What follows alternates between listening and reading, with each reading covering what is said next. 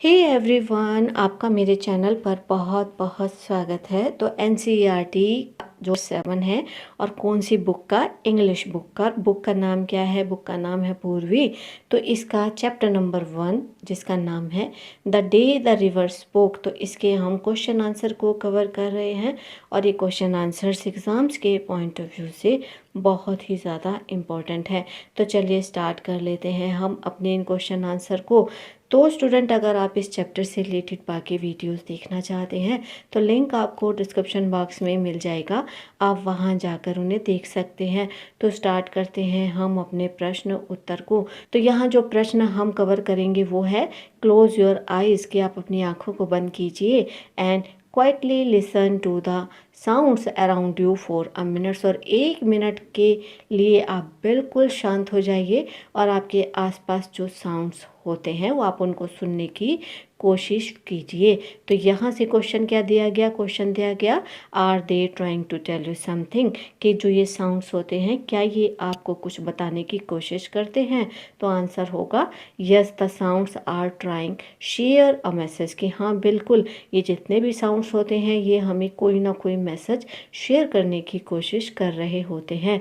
The sounds around me tell me that nature is alive and peaceful, मेरे चारों तरफ जो साउंड्स होता है वो मुझे ये बताते हैं कि जो प्रकृति है वो जिंदा है और उसके साथ साथ वो बहुत ही शांत रहती है। बर्ड्स चिरपिंग मे से वेकअप, अब जब चिड़िया चहचहाती हैं तो वो शायद ये कहने की कोशिश करती हैं कि जाग जाओ सुबह हो गई। एंड द विंड में से स्टे काम, और जब हवा चलती है तो हवा क्या कहने की कोशिश करती है? हवा कहने की कोशिश करती है कि शांत रहो और अपने सभी विचारों को आप टेंस्ड जो हो उसको दूर कर दो। इसलिए इसी कारण आप जब शांत रहोगे तो अच्छे तरीके से अपनी लाइफ को जी पाएंगे।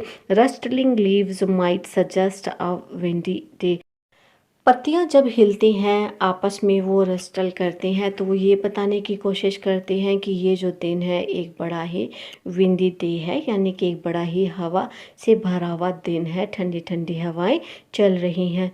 अ school bells tells us it is time for class और ब्रेक, और अब एक स्कूल की बेल हमें क्या बताती है? वो बताती है कि ये टाइम है आपकी क्लास का या फिर आपके ब्रेक का, या फिर अब आप छुट्टी हो गई घर जा सकते हैं। तो स्कूल की बेल भी कुछ ना कुछ बताती है।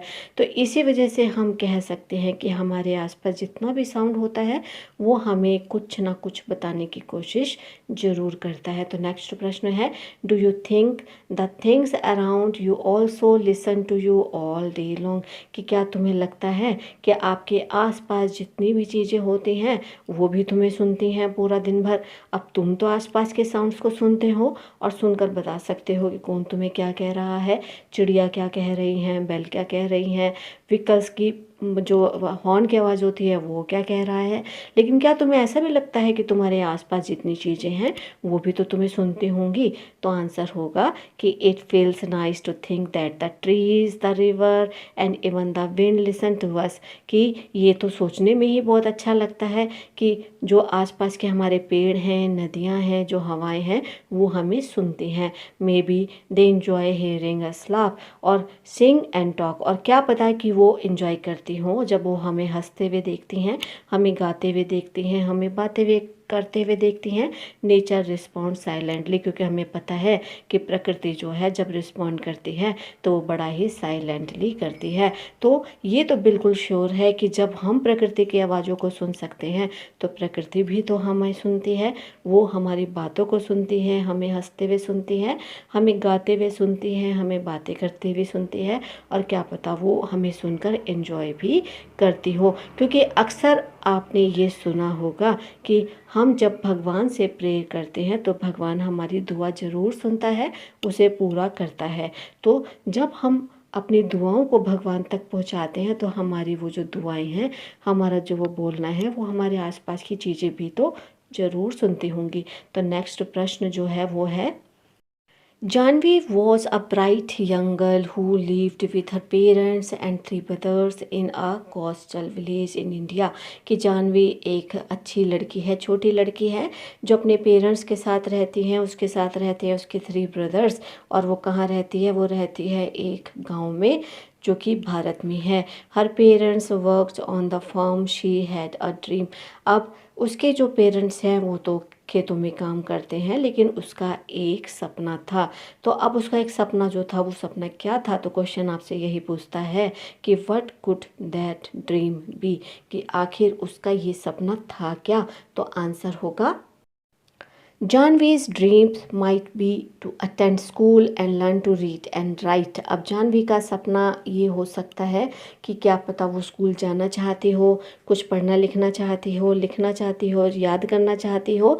And she is clever and eager to know more. और क्या पता कि वो बहुत ज़्यादा चतुर हो और उसको और भी बहुत सारी अच्छी अच्छी जानकारी हासिल करने के लिए वो बहुत ज़्यादा उत्साहित रहती हो, और वो बहुत ज़्यादा उसकी वजह से उसके अंदर ये तीव्र अनुकंपा रहती हो कि मुझे स्कूल जाकर नॉलेज लेनी चाहिए।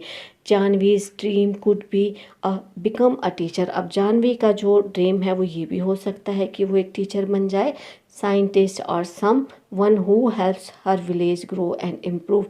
अब जानवी का ये सपना तो हो सकता है कि क्या पता वो एक टीचर बन जाए, या वो एक साइंटिस्ट बन जाए, या कुछ भी बन जाए जिसकी वजह से वो अपने गांव के लोगों की मदद कर सके, अपने गांव में विकास कार्यों को वो तेज़ी से आगे बढ़ा सके।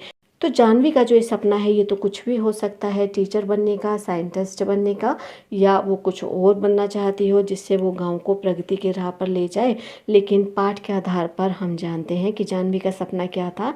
जानवी का सपना था टीचर बनना, और वो गांव की लड़कियों को पढ़ाना चाहती थी। तो नेक्स्ट प्रश्न है how could she make her dream come true, कि वो अपने सपने को पूरा आखिर कैसे कर सकेगी। अब उसने सपना तो देखा टीचर बनने का, साइंटिस्ट बनने का, लेकिन इसके लिए उसे करना क्या पड़ेगा? तो आंसर होगा शी कैन स्टडी हार्ड, कि उसे बहुत स्टडी हार्ड करनी पड़ेगी। आस्क क्वेश्चंस, अपने टीचर से क्वेश्चन पूछने पड़ेंगे। स्टे क्यूरियस, उसे नई नई चीज़ों की जानकारी रखने के लिए जिज्ञासु होना पड़ेगा। एंड नेवर गिव अप, और उसे कभी भी गिव अप नहीं करना चाहिए। Support from her family and teachers will help too, उसके टीचर्स का, उसके परिवार के मम्मी पापा का, उसके परिवार वालों का जो उसके लिए सहयोग रहेगा ये भी उसमें उसकी मदद करेगा उसके सपने को पूरा करने के लिए। By talking to her teacher और विलेज एल्डर्स फॉर गाइडेंस, अब वो अपनी टीचर से या अपने गांव के बड़े लोगों से बातचीत करके अपने लिए गाइडेंस ले सकती है, और अपने लिए एक अच्छे मार्ग को वो प्रशस्त कर सकती है। तो जानवी ने अगर सपना देखा है टीचर बनने का, तो उसको पूरा करने के लिए उसे ये सारे ही काम करने पड़ेंगे, क्योंकि सपना देखने से ही सपने कभी पूरे नहीं होते, बल्कि उसकी दिशा में हमें कदम भी आगे बढ़ाने पड़ते हैं। तो नेक्स्ट प्रश्न है वट इज़ योर ड्रीम, अब तुम्हारा सपना क्या है। What can you do to make your dream come true, और तुम अपने सपने को पूरा करने के लिए क्या कर सकते हो। तो आंसर होगा my dream is to become an artist और doctor, scientist, teacher, depending on the student, कि मेरा सपना तो कुछ भी हो सकता है, कलाकार बनने का, डॉक्टर बनने का, साइंटिस्ट बनने का, टीचर बनने का। अब ये तो जो स्टूडेंट्स हैं यानी कि जो बच्चे आप लोग हों, आप पर डिपेंड करेगा कि आप क्या बनना चाहते हो। तो यहाँ पर आप उसी चीज़ को लिख देना कि my dream is to become an artist, my dream is to become an doctor, my dream scientist, तो कुछ भी आप लिख सकते हैं। तो लेकिन उसके लिए हमें करना क्या पड़ेगा, उसके लिए हमें आई विल स्टडी हार्ड, हमें स्टडी हार्ड करनी पड़ेगी। रीड माई बुक्स डेली, मुझे अपनी बुक्स डेली पढ़नी पड़ेगी। Listen to my teachers and parents, अपने टीचर और पेरेंट्स की बातों को सुनना पड़ेगा, उनकी बातों को मानना भी पड़ेगा। एंड नेवर लॉस होप, और अपनी उम्मीद को मुझे कभी भी खोना नहीं पड़ेगा। I will practice every day, मैं रोज़ रोज़ अभ्यास करूँगा। लर्न फ्रॉम अदर्स, दूसरों से सीखूँगा। And keep trying until I succeed, और जब तक मैं सफल नहीं हो जाता तब तक मैं लगातार प्रयास करता रहूँगा, लगातार मेहनत करता रहूँगा। तो मुझे जो कुछ भी बनना है, स्टूडेंट आप जो कुछ भी बनना चाहते हैं तो उसके लिए आपको ये सब तो करना ही पड़ेगा। तो आप अपने आंसर में यहाँ पर ये लिख सकते हैं। तो स्टूडेंट उम्मीद है सभी आंसर आपको बहुत अच्छे से समझ आ गए होंगे। वीडियो को लाइक कमेंट शेयर जरूर कीजिए, चैनल को सब्सक्राइब करके नोटिफिकेशन बेल को प्रेस कीजिए, ऑल पर हिट कीजिए, ताकि आने वाला हर अवेलेबल वीडियो आप तक पहुँचे। मिलते हैं हम आपसे अपने नेक्स्ट वीडियो में। Till then keep watching, stay connected. Thank you.